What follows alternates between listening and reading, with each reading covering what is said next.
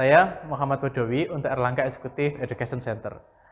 Kita di Indonesia mengenal ada banyak istilah seperti manajemen perubahan, kita mengenal seperti inovasi disruptif dan lain sebagainya. Apa saja hal-hal yang perlu kita perhatikan di dalam berinovasi? Ya, ada banyak hal yang perlu kita perhatikan. Yang pertama, disruptive innovation itu adalah satu proses berkesinambungan. Jadi kita tidak bisa melihat satu disruptive innovation itu hanya sekali langkah, ya. Itu adalah langkah yang panjang. Contohnya, dulu ada disruptive innovation yang dilakukan oleh Nadiem Makarim. Dia membuat Gojek. Awalnya disruptif yang dia lakukan hanya berfokus pada taksi online. Setelah itu dia berfokus untuk pengiriman dari door to door, yaitu GoSend dan lain sebagainya. Kalau di Amerika kita melihat contohnya seperti Netflix ya, Netflix. Dulu dia juga melakukan disruptif terhadap bisnisnya Blockbuster, yaitu waktu itu pengiriman kaset itu dilakukan melalui kantor pos.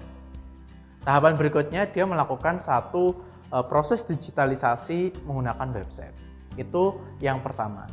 Hal yang kedua, yang paling penting juga adalah kita perlu membedakan antara inovasi yang berkelanjutan atau sustaining innovation dengan disruptive innovation. Kita bisa ambil contoh seperti Apple, ya. Apple kalau kita perhatikan setiap tahun dia bisa melakukan, misalnya dia mendesain lebih bagus, dia melakukan perubahan-perubahan yang dilakukan di kameranya, dia melakukan sizing. Ada yang Apple ukuran kecil, kemudian ada Apple yang ukuran besar dan lain sebagainya. Nah, ini yang kita sebut sebagai sustaining innovation. Lalu apa disruptive innovation yang dilakukan oleh Apple? Yang perlu kita garis bawahi, disruptive innovation itu adalah suatu proses bisnis yang betul-betul berbeda dengan perusahaan pada umumnya. Nah, yang dilakukan oleh Apple adalah dia menciptakan satu App Store. Waktu itu ya, pertama kali dia melakukan sebuah proses bisnis baru, yaitu melaunching App Store. Sehingga di dalam App Store itu Apple melakukan kolaborasi dengan developer aplikasi yang bisa digunakan di dalam aplikasi atau produk-produk Apple. Ya, yang ada di dalam App Store itu yang kita bisa download. Nah, proses bisnis ini waktu itu belum pernah ada di dalam industri handphone ya, dan Apple melakukan disruptive innovation itu yang pertama kali. Nah, poin yang ketiga, tidak semua proses disruptive innovation itu berhasil. Kita bisa ambil contoh seperti kasus BlackBerry. Dia mencoba untuk merubah perspektif pasar terkait produk telekomunikasi, yaitu handphone. Waktu itu dia sudah ada masanya berhasil ya. Semua orang mengatakan bahwa BlackBerry itu dengan brand BB atau yang lain sebagainya, dan orang punya satu trademark tersendiri bahwa BlackBerry ini satu produk yang unik ya. Dari keyboardnya yang antara ABCD-nya itu beda-beda tombol ya, berbeda dengan handphone pada umumnya pada waktu itu. Nah, namun kita melihat sekarang di mana produk BlackBerry?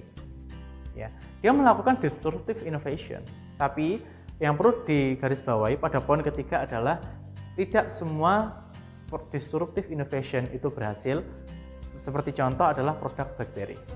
Oke, poin yang terakhir, poin keempat adalah kita seringkali mendengar satu terminologi atau mantra yang itu bisa memberikan misguide kepada kita. Apa itu? Ada satu mantra adalah disrupt or be disrupted. Ya, Anda mendisrupsi sebuah produk, Anda mendisrupsi sebuah pasar, atau Anda yang akan terdisrupsi oleh pesaing Anda. Nah, ini sedikit misguide.